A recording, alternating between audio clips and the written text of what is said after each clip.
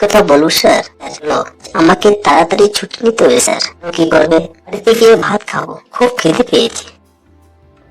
Sir, কেন সকালে কিছু খেয়ে আসনি? না স্যার। কেন? তরকারি নেই স্যার, আর লবণ দিয়ে আমি ভাত খেতে পারি না, তাই ভাত খেয়ে আসেনি। রাতে কি খেয়েছো? গরম ভাতে জল ঢেলে ডাল মনে করে খেয়েছি। এখন কি দিয়ে খাবে? মা বলেছে স্কুল ছুটির পর প্রচুর তরকারি রান্না করবে। আমার মা কচুর তরকারি খুব সুন্দর করে রান্না করে। কচুর তরকারি দিয়ে খুব মজা করে ভাত খাবো।